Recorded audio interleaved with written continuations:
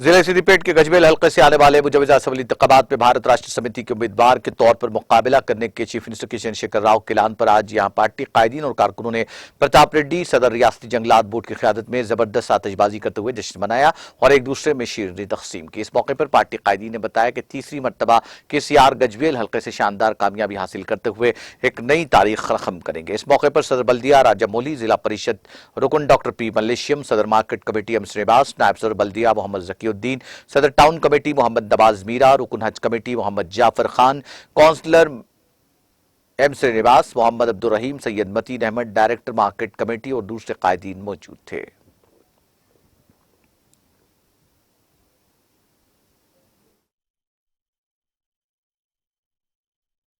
భారత రాష్ట్ర సమితి అధ్యక్షులు, తెలంగాణ రాష్ట్ర ముఖ్యమంత్రి వర్యులు ఒక సంచలనమైనటువంటి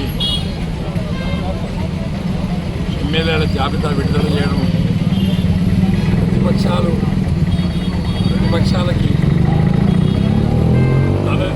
తలదన్నే విధంగా, ప్రతిపక్షాలకు దిమ్మ తిరిగే విధంగా వాళ్ళ 115 స్థానాలకి సింగిల్ ఆర్గనైజేషన్తో డిసైడ్ చేయడం ఇది ఒక చరిత్ర. ఇలా తెలంగాణ రాష్ట్రం గత 9 సంవత్సరాల కాలంలో ఈ రాష్ట్రంలో ఉండే అన్ని వర్గాలను ఆర్థికంగా బలోపేతం చేయడం వల్లనే బంగారు తెలంగాణ దిశగా అడుగులు వేసింది. కనుకనే ఇలా ఆత్మవిశ్వాసంతో 115 మంది టికెట్లు డిక్లేర్ చేయడం జరిగింది.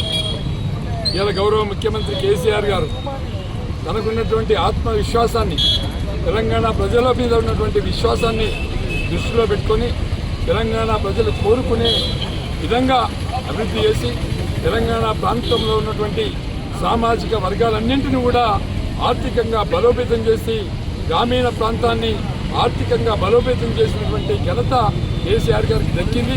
కాబట్టి ఇవాళ 119 నియోజకవర్గాలలో మరి ఫ్రెండ్లీ, ఇది MIMతో కానీ ఫ్రెండ్షిప్తోని ఈ రాష్ట్రంలో ఉండే 119 నియోజకవర్గాలకి గట్టిగా గెలిచే విధంగా ఇలా అభ్యర్థుల్ని, నీటైనటువంటి అభ్యర్థుల్ని ప్రజలకు పంపించడం జరిగింది. మరి ఏది ఏమైనప్పటికీ కూడా ఇంకా 2 నెలలకి నోటిఫికేషన్ వస్తుండగానే ఇవాళనే ఎలాంటి కాంట్రవర్సీ లేకుండా అందరు ప్రజలు కోరుకునేట్లుగా ఇలా ఎమ్మెల్యేల జాబితా బయటకు వచ్చింది. కాబట్టి ఏది ఏమైనప్పటికీ కూడా ప్రజలందరూ కూడా తెలంగాణ రాష్ట్రాన్ని ముందు వరుసలో పెట్టుకోవాలంటే, భారతదేశంలో తెలంగాణ రాష్ట్రం మోడల్ కావాలనుకుంటే ప్రతిపక్ష నాయకులు కూడా నేను విజ్ఞప్తి చేస్తా ఉన్నా, మీరు గెలిచేది లేదు, సచ్చేది లేదు, డిపాజిట్ కూడా వచ్చేది లేదు.